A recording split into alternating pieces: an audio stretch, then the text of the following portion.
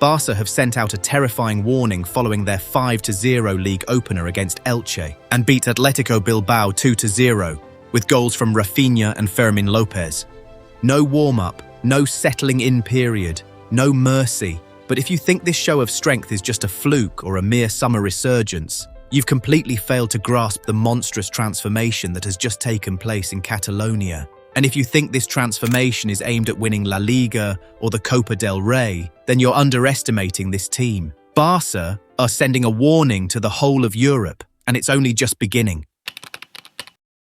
A por todo, a por la Champions, a por todo lo que se pueda por delante. There are clubs that lose a final, and then there are clubs that seem doomed to relive their own nightmares. Since 2015, FC Barcelona have not lifted the Champions League trophy. 11 years since that night in Berlin when Messi, Neymar and Luis Suarez secured Barca's last European crown. Ballon d'Or winners, geniuses, golden generations, but in Europe, something has broken. PSG, Roma, Liverpool, Bayern Munich. Time and again, the same scenario. Barca advance with the hope of ruling once again, only to falter when history needed them to rise to glory. And yet, today, however, something has shifted. For the Barca that begins the new season is not just a team that wants to recapture what it once had. It's working on something much more dangerous. Rodri, Pedri, Dani Olmo, Lamine Yamal, Adeyemi, Gordon, Kubasi, Rafinha,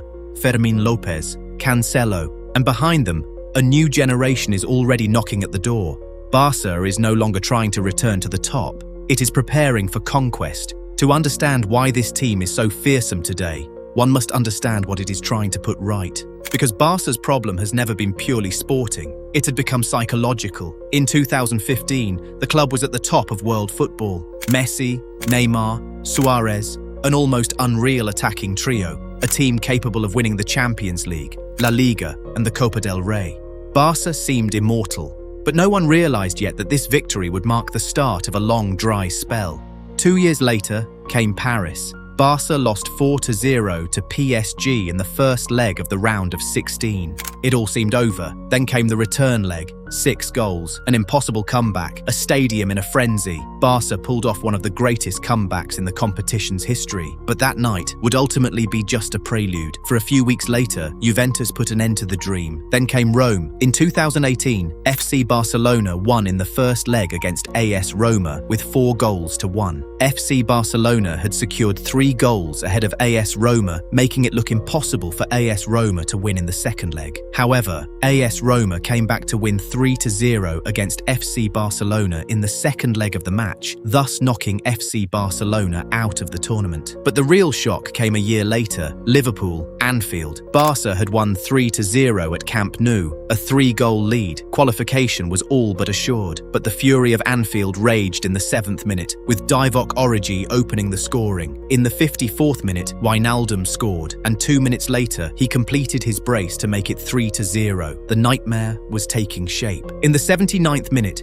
it was 4-0. The goal epitomized the disaster. Barca were knocked out. This time, it was more than just a defeat. It left a scar. Then came Lisbon in 2020, Bayern Munich, and this time there wasn't even any suspense. A scoreline that, on its own, summed up the collapse of an era. Barca are no longer just out of the competition. They have been left behind. Numerous managers have come and gone, each imposing their own vision, but the same outcome loomed. Ernesto Valverde saw glory slip through his fingers in the frenzy of Anfield. Quique Setien endured the historic 8-2 disaster against Bayern Munich. Ronald Koeman tried to put out the fire with good intentions, before collapsing under the weight of debt and disillusionment. Then came the prodigal son, Xavi, the living embodiment of Barcelona's romanticism. He breathed new life into the club, brought back the Spanish league title, and rekindled the flame of La Masia. But faced with the ruthless demands of top-flight European football, even love for the shirt was not enough. Europe remained hostile territory, an insurmountable peak where Barca ran out of steam, unable to dictate the pace as soon as the intensity became superhuman. They lacked that spark of tactical aggression, that ability to stifle the opposition and impose their own rhythm. But since the arrival of German coach Hansi Flick, Barca has been transformed. He has brought with him Bavarian rigor, a devastating all-out press and exceptional athletic fitness. Under his guidance, Barca has ceased to be a passive, possession-based side.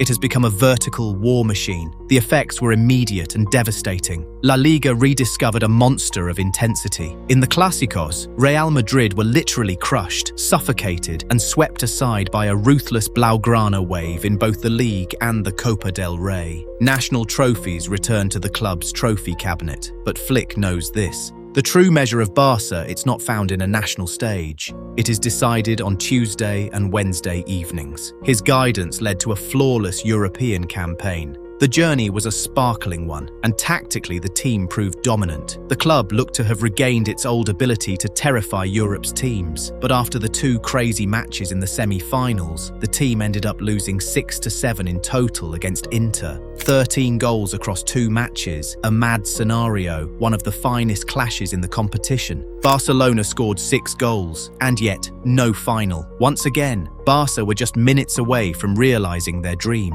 But this time, the defeat would serve as a foundation orchestrated by Hansi Flick, who arrived with a simple idea. If Barca wanted to become a force to be reckoned with in Europe again, they had to stop playing with the fear of losing. So Flick imposed his style of football. An extremely high defensive line, aggressive pressing, quick attacks, and players who had to constantly push forward. And above all, a conviction. Barca had to control matches by making them chaotic for their opponents. The result was immediate. The 2024 to 2025 season was set to become one of the club's most spectacular in years. And at the heart of this resurgence, there was one name, Lamine Yamal. Lamine Yamal had scored 16 goals and provided 19 assists in all competitions for FC Barcelona that season. At just 17 years of age, he had taken the whole of Europe by storm, not to mention his unforgettable performances against Inter, an extraordinary talent. But Flick's Barca wasn't just a team of young talents. It was a team capable of striking its greatest rival where it hurts the most, Real Madrid. First, they thrashed the Madrid side 4-0 in La Liga, then delivered another thrashing in the Super Cup, 5-2. Then again in the Copa del Rey final, 3-2 after extra time. 3 clashes, 3 displays of character. Flick has already effected a major transformation, as Barca has stopped fearing the big games. The trophies began to come in, the Supercopa, the Copa del Rey, the Liga, the national treble. Barca had rediscovered their talent. They had rediscovered their identity. They had regained their confidence. What they were now lacking was mastery, control, the ability to survive when the match turns into a battle. And that is precisely where the new transformation begins. To win the Champions League, it is not enough to have 11 great players. You have to be able to cope with every style of football, dominate a team sitting deep, withstand high pressing, break down a defensive block, defend on the counter-attack, manage a lead, and above all, whenever talent is not sufficient to obtain victories. Thus, Barca began the process of reconstruction. Every rebuild starts with a foundation block. This foundation block has a name, Rodri. He is the key player behind this rebuild, the winner of Ballon d'Or 2024, the champion of the World Cup, one of football's greatest metronomes.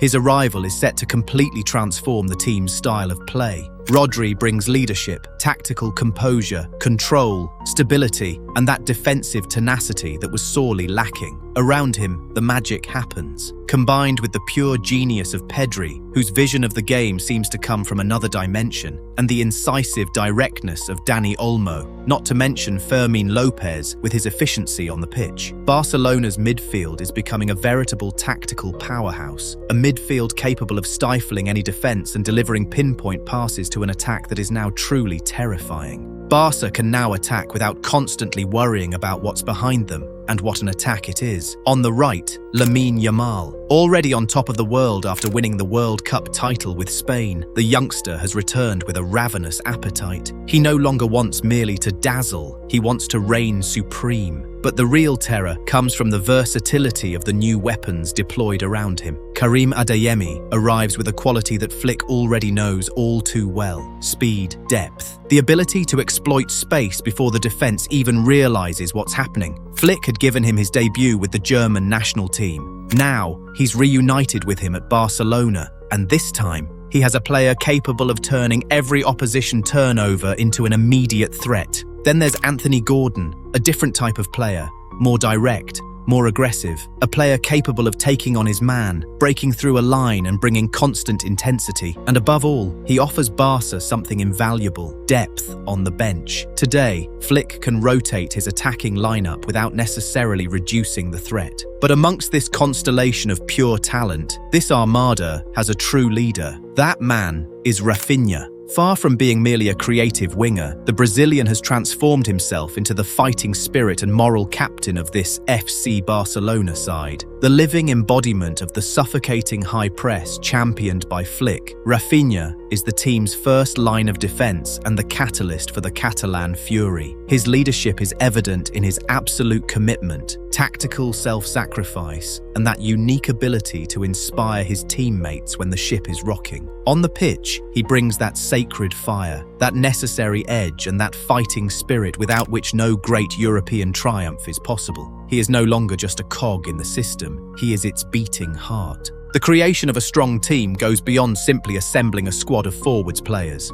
The reformation of the defensive players is equally as remarkable. Pau Cubarsí has already laid the foundations of his career and is proving to be the leader in the central defense despite his young age. He is composed, shows great poise in tough situations, can build the game perfectly, and therefore is ready to follow the steps of the most legendary defenders in the club's history. João Cancelo has a lot of experience and a wide range of tactical talents to be used as a player with wide responsibilities who can provide numerical advantage. And that's without even mentioning the arrival of these new prodigies. Hamza Abdelkarim is one of the most intriguing figures. At 18, the youngster is making a name for himself as the club's top scorer during pre-season, a talent to watch. And we have Jesse Bissiwu, the young Belgian, an explosive winger, dribbler, powerful, fast. The success story of Hamza and Bissiwu has brought along with them the lightness of spirit and youthful energy that can be crucial in troubled times. True, Barcelona have already achieved success. They won La Liga, the Copa del Rey, and the Super Cup. Their supremacy has been consolidated with steamroller-like power, but do not let it fool you. Hansi Flick's eyes, Rodri's determination,